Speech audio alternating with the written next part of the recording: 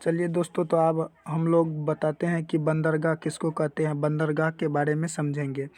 तो हम लोग देखते हैं सड़क मार्ग के द्वारा यहाँ से वहाँ कोई सामान ढो के लेके चले जाते हैं, तो उसी को हम लोग क्या कहते हैं कि परिवहन कहते हैं। उसी जल मार्ग से अगर वही कोई सामान लेकर जाता है कहीं पे, तो उसको हम लोग क्या कहते हैं, तो बंदरगाह कहते हैं। जहाँ ये एक नदी से दूसरे तट पे चले जाता है, तो उसको हम लोग क्या कहते हैं, बंदरगाह कहते हैं।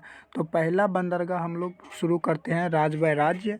आप लोग को मैप पे अगर कवर होगा तो राजबाई राज्य हम समझा देते हैं और आप लोग भी समझते रहिएगा। तो यहाँ पे देखते हैं कि कांडला बंदरगाह, कांडला बंदरगाह जो कि ज्वारीय बंदरगाह है, जो कि गुजरात में पड़ता है कांडला बंदरगाह। तो आप लोग ये इसको भी मैप के थ्रू समझ सकते हैं कि ज्वारीय बंदरगाह। तो हम लोग समझ गए हैं कि कांडला बंदरगाह कहाँ पे है, तो गुजरात में है। अब हम उससे नीचा चलते हैं तो यहाँ पे आता है मुंबई। मुंबई में दो बंदरगाह है, एक है मुंबई बंदरगाह, दूसरा है नौहवा सोहवा बंदरगाह। ये दोनों बंदरगाह मुंबई में पड़ता है। उससे हम लोग नीचे आते हैं, गोवा पड़ता है। गोवा में एक बंदरगाह है जो कि मर्मुगांव बंदरगाह है। कौन सा बंदरगाह है, तो मर्मुगांव बंदरगाह ये है। जो ध्यान से देखिएगा तो यहाँ पे एक बिंदी दिख रहा है जिसको हम मर्मुगांव बंदरगाह जो कहाँ पे है, तो गोवा में है।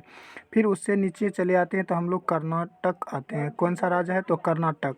कर्नाटक में है मंगलोर। मंगलोर बंदरगाह जो कि लौह के निर्यातक के लिए प्रसिद्ध ये माना जाता है, क्योंकि लौह अयस्क जो है कर्नाटक में सबसे ज़्यादा उत्पादन होता है, इसीलिए लौह अयस्क के लिए यह निर्यातक के मंगलोर बहुत ही अच्छा बंदरगाह है। उसके बाद हम लोग चले जाते हैं दक्षिणी हिस्सा में जाते हैं तो यहाँ पे है कोच्चिन बंदरगाह।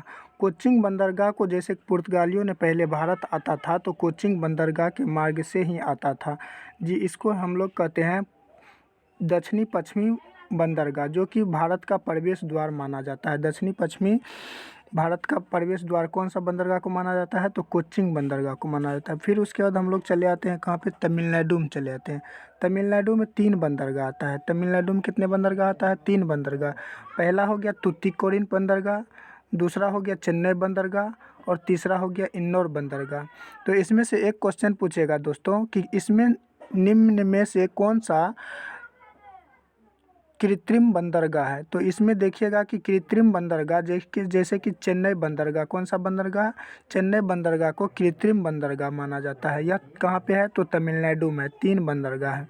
उसके बाद हम लोग चले जाते हैं कहाँ, आंध्र प्रदेश। आंध्र प्रदेश में है सबसे गहरा बंदरगाह, किसको माना जाता है, आंध्र प्रदेश में, जो कि विशाखापत्तनम बंदरगाह है। कौन सा बंदरगाह है, विशाखापत्तनम बंदरगाह है, जो कि आंध्र प्रदेश का सबसे गहरा बंदरगाह है। फिर उसके बाद हम लोग चले जाते हैं कहाँ पे, उड़ीसा में। उड़ीसा में कौन सा बंदरगाह है, तो पारादीपीय बंदरगाह है। कौन सा बंदरगाह है, पारादीपीय बंदरगाह। फिर उससे आगे चले जाते हैं पश्चिम बंगाल, कोलकाता। कोलकाता में एक ठो है कोलकाता बंदरगाह है, दूसरा कौन सा बंदरगाह है, हल्दिया बंदरगाह है। तो इस तरह से आप लोग राज्य बाय राज्य बंदरगाह को याद कर लीजिएगा। और इनमें से इम्पोर्टेंट जैसे कि ज्वारीय बंदरगाह, कंडला बंदरगाह गुजरात में हो गया है। लौह अयस्क के लिए सबसे प्रसिद्ध बंदरगाह तो मंगलोर बंदरगाह कर्नाटक में हो गया है। कृत्रिम बंदरगाह जो कि चेन्नई का है, चेन्नई बंदरगाह है जो कि तमिलनाडु में है। फिर उसके बाद पूछेगा सबसे गहरा बंदरगाह कौन सा है, तो विशाखापत्तनम आंध्र प्रदेश में है। तो इस तरह से हम लोग बंदरगाह को आज हम कवर कर लिए हैं, तो बंदरगाह याद हो गया है। इस तरह से मैप पे आप लोग भी मैप बना के और उसके बाद भारत का सारे बंदरगाह याद करते रहिएगा दोस्तों। इस तरह से याद करने से क्या होता है कि याद होता है मैप पे। तो चलिए दोस्तों, आज के लिए इतना ही।